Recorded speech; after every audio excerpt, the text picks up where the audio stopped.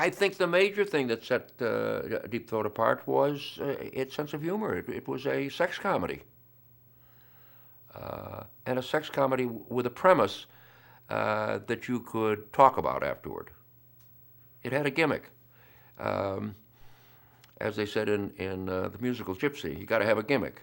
And the gimmick with the clitoris or clitoris hidden in the throat was something you could talk about and laugh about. And it was intended as a sex comedy.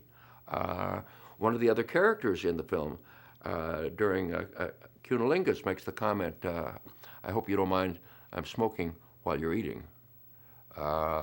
It was that kind of a film. The other major film, commercially and critically in its time frame, is Behind the Green Door. Came out of San Francisco. And it is an interesting film in other ways, principally because the leading lady, had posed for the cover of an Ivory Snow box. I think that to some extent, depending on one's age, it is difficult for a great many people to remember what sex was like in the earlier part of the 20th century. We came out of a Puritan people. The Victorian age is really not that far away. It was there at the very beginning of the 20th century.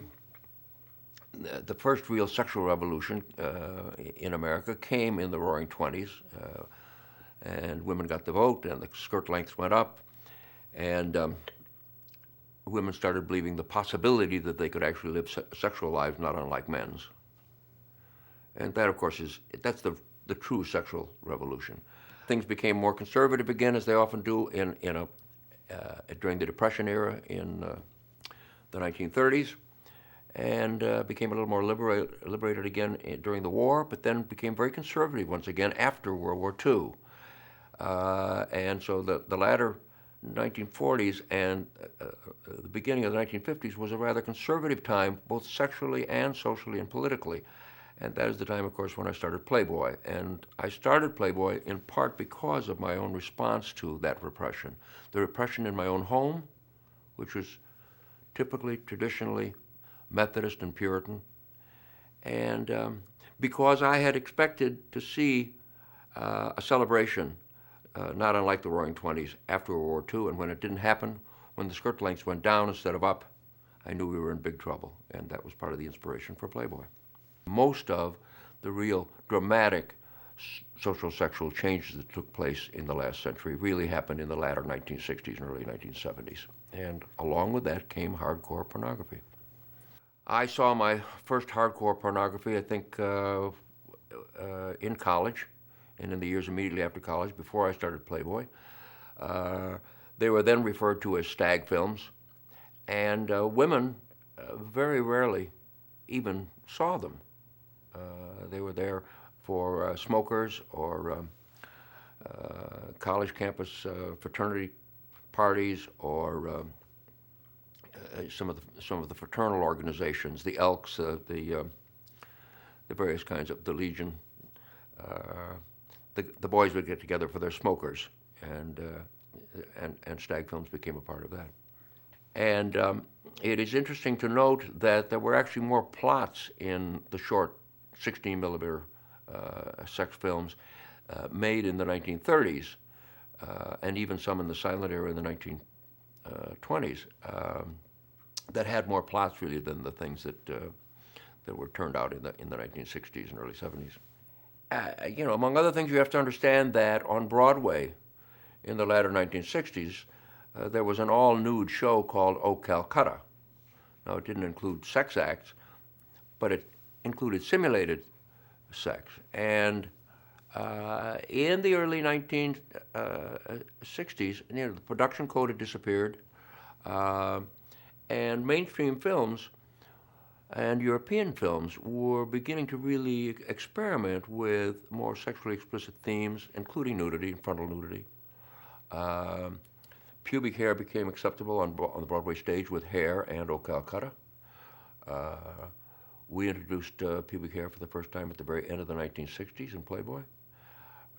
And that was a major transition for us. In other words, one spent the better part of the 1960s uh, liberating text so that you could literally tell a story and use any kind of euphemism or language. Norman Mailer in I think it was Naked and the Dead, couldn't use the word fuck without having the book banned, so he used the word fug. And Tallulah Bankhead allegedly met him at a cocktail party in New York and said, "Oh yes, you're the author who doesn't know how to spell fuck." I think the Kinsey Report was very, very important in emphasizing the disparity between what we pretended and what was real. It came out, the first of the reports on the sexual behavior of the human male came out in 1948 when I was still in college, and I wrote an editorial about it in the humor magazine I was editing at the time, suggesting that this was the most important book of the year. And it was very controversial because it did suggest that sexuality was quite a natural kind of thing, whether it was heterosexual or homosexual or whatever it happened to involve. When the second book came out on sexuality in females in 1953, it was even more controversial. And as a matter of fact, some of the funding that was available for the Kinsey Institute at Indiana University disappeared after that second book. I started writing the Playboy philosophy at the end of 1962, and it dealt with personal freedom and censorship and sex laws and birth control laws and abortion and subjects of importance to me. And out of that came the Playboy Foundation. The Playboy Foundation was there to fund various court fights and censorship cases and cases involving people put in prison for sexual crimes of a non-violent nature. And some of the funding, major funding, went to the Kinsey Institute and also went to Masters and Johnson that were doing the first studies of the physiology of sex. And it was a way of putting our money where our mouth was. We lived in a very strange time that people, as I say, people of today may not well remember, in which the government took the position and the post office took the position that certain words and images were obscene, and quite frankly, what they considered obscene was really quite remarkable. In 1945, the post office tried to take away Esquire's second-class mailing permit because of the Vargas girls. When Playboy first began at the end of 1953, the post office refused to give us a second-class mailing permit, and we actually had to go to court to get it. And the first issue of Playboy, as you know, included the already famous nude calendar picture of Marilyn Monroe, which everybody heard about but nobody had seen, and nobody had seen it because the post office wouldn't let you send it through the mail. And I'm the kid who believed that the post office didn't have that right. And we had to fight it in the courts, and we did. Sex itself was largely taboo. When I was a kid, as a matter of fact, young people didn't even know where babies came from.